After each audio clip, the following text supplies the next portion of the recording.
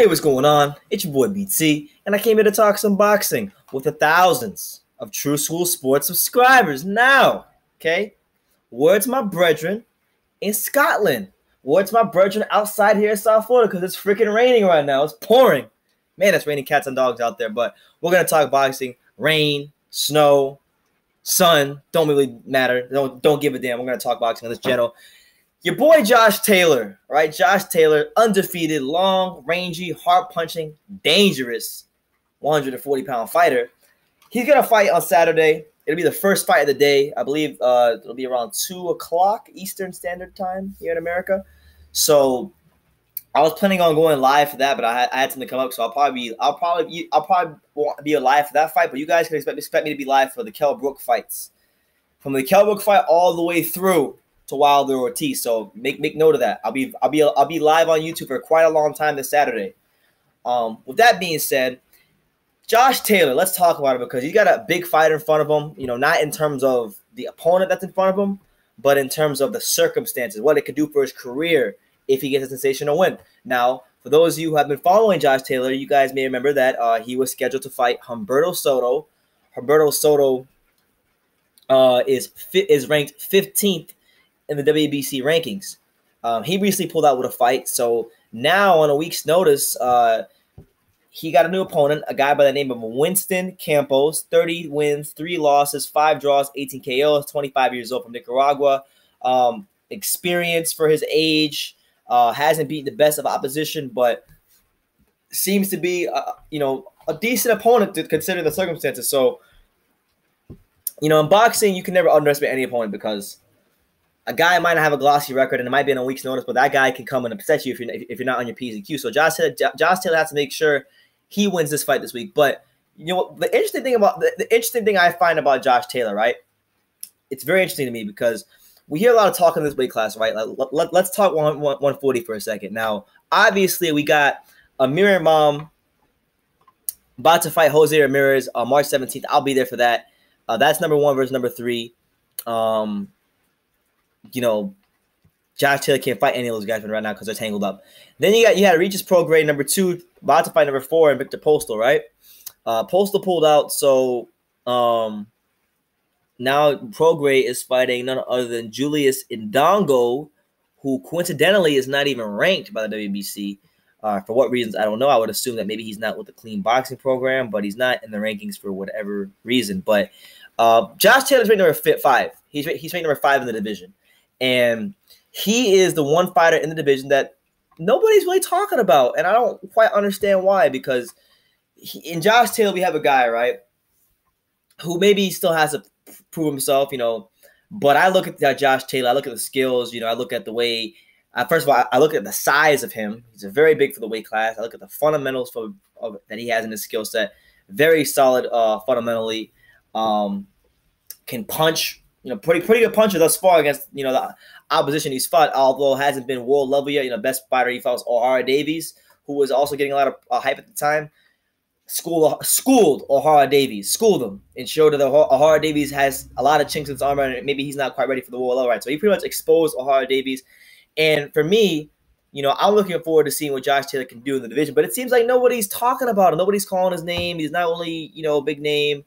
So he's got this. I think this fight with him this week, as long as he does his part and he looks sensational and he does well, he'll be in a position for some fight that's noteworthy because, I mean, when you go through that division, right, 1 through 10, we'll go 1 through 10, right? So you got Amir Imam fighting Jose Ramirez, they're tied up.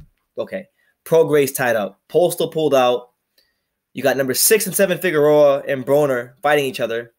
And my bad, guys, I'm wrong. Julius Indongo was actually number 8. I didn't see him in the rankings, so he's number 8. So my bad on that one. He's number 8 in the WBC rankings. So you got him fighting Prograis instead. You got Felix Diaz, who's going to be in that Evander Holyfield tournament, but I haven't made a video about that yet, so expect one soon on that.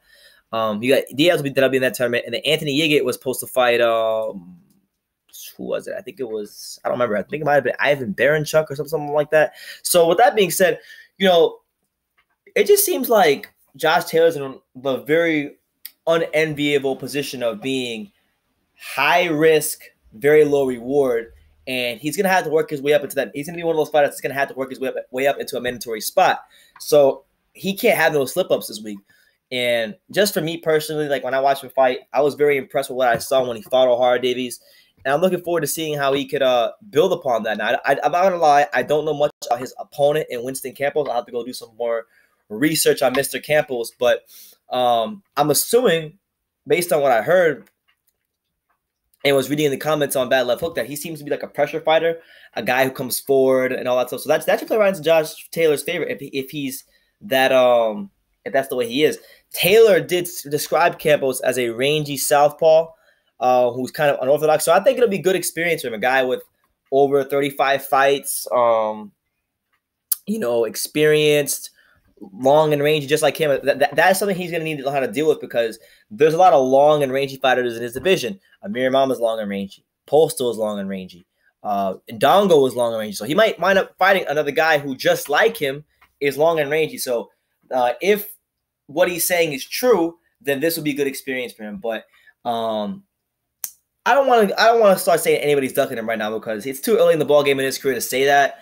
And best fighter he's fought is Ohara Davies so far, and he really hasn't been I don't want to say he hasn't been relevant, but he hasn't been at that top level of the division for that long. So you can't say nobody's ducking him. You gotta wait for the landscape to clear up and see how things go. But I could definitely see him being the kind of fighter that unless he works his way up into mandatory position, these guys ain't gonna fight him. I'm just gonna go on record and say that now. But he's a good fighter, and I'm looking forward to seeing how he does this week in fares against Mr. Winston Campos. And I would like to see him in there with any of the top 140-pound fighters. So let me know what you guys think in the comments down below. Like Josh Taylor, what you guys think? Like, you think he's gonna be one of those guys that becomes a ducked and avoided fighter? Because, and the reason I'm coming out and I'm saying this is because, I've heard, obviously, Imam, the way it's supposed to work supposedly is that the winner of Imam Prograis is going to fight the winner of Imam Ramirez. The winner of Imam Ramirez is supposed to fight the winner of Prograis versus Ndongo. So those guys are going to fight each other. They're all going to fight each other in a kind of a mini tournament of sorts. Then once that gets sorted out, then you're looking at, like, let's say if Adrian Broner wins his next fight somehow against Figueroa, then I could see Figueroa or Broner fighting one of those guys because those guys have more of a name. Taylor's not really in the Al Heyman or top-ranked circles. So, that being said, Josh Taylor's just kind of in the middle. He's there. He's talented. He's fun to watch from fights I've seen so far, but he's not necessarily the most politically connected guy. So, he might be the odd man out. So, that's why I'm saying this. But let me know what you guys think about Josh Taylor.